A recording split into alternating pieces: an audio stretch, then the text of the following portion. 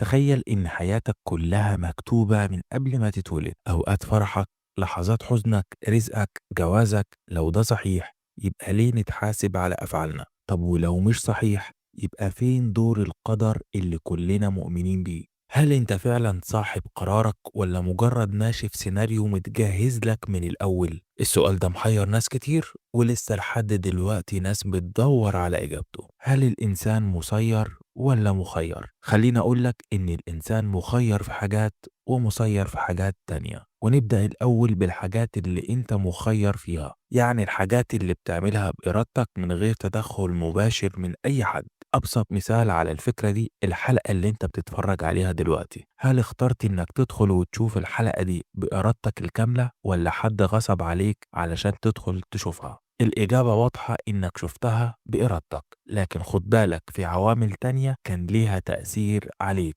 العنوان اللي شدك، الألوان اللي عجبتك، الفضول اللي خلاك تكمل الحلقة، أو يمكن صديقك اللي رشح لك القناة، أو حتى الخوارزميات قررت تطلع لك الفيديو في اللحظات دي بالذات. يعني حتى القرار اللي شكله من بره 100% من إرادتك في الحقيقة نصه متأثر بالبيئة اللي حواليك. وقيس على كده كل جوانب القرارات في حياتك، من أصغر أمر هتتغدى إيه النهاردة لحد أكبر القرارات زي هتتجوز مين أو هتدرس إيه. لو ركزت هتلاقي إن المجتمع والظروف وحالتك المزاجية كلها عوامل بتأثر في اختيارك. بس المهم هنا إن ده مش مبرر للهروب من المسؤولية. ما ينفعش حد يقول أنا ارتكبت غلط علشان التكنولوجيا أغرتني، ولا ضيعت وقتي وعبادتي علشان السوشيال ميديا شغلتني عنهم. وأنا معاك إن العوامل دي بتأثر علينا كلنا، لكن القرار الأول والأخير يا صديقي هو قرارك أنت، وأنت اللي بتتحمل تبعاته قدام نفسك وقدام كل الناس وفي الآخرة قدام ربنا. والدليل إن ربنا سبحانه وتعالى قال بسم الله الرحمن الرحيم إنا هديناه السبيل إما شاكرا وإما كفورا. صدق الله العظيم. يعني طريق الخير والشر اتوضحوا لك من البداية، لكن الاختيار في الأول وفي الآخر هو اختيارك.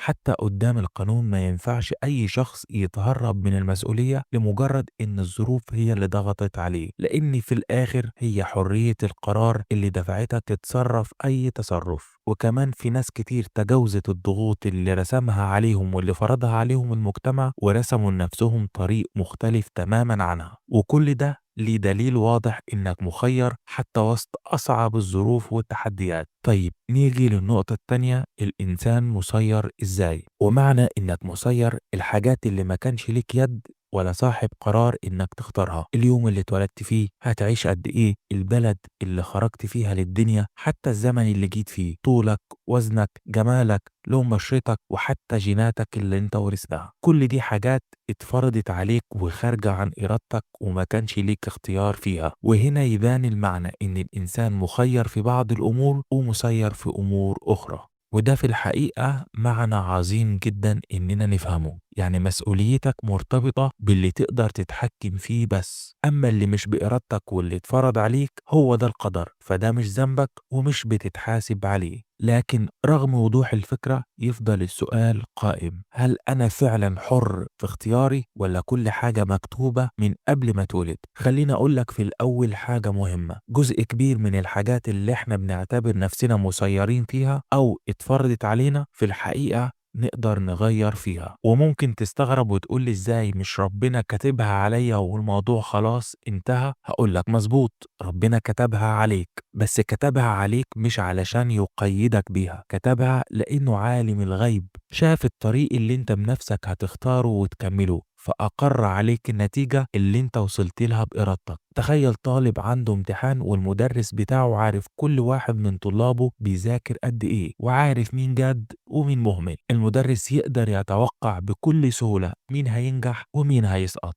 لما يجي الطالب يسقط محدش يقدر يلوم المدرس ويقول إن هو اللي أجبره إنه يسقط. المدرس فقط كان عارف النتيجة لأنه شايف الطريق اللي الطالب مشي فيه، ولله المثل الأعلى والفرق في التشبيه. ربنا على علم بكل تفصيلة من تفاصيل حياتنا سبحانه وتعالى، وعارف خبايانا وأسرارنا بمجرد التفكير فيها.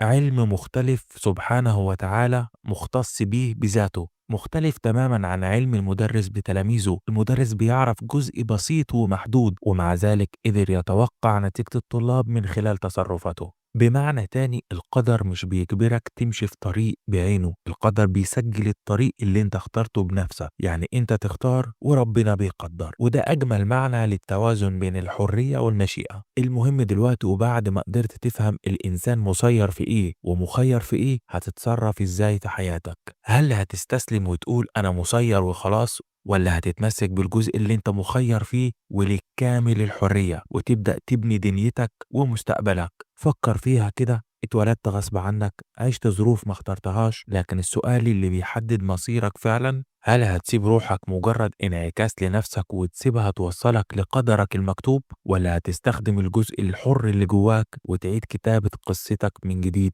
ولحد هنا تكون خلصت حلقة النهاردة. استنونا في حلقات كتير جاية إن شاء الله، وسلام.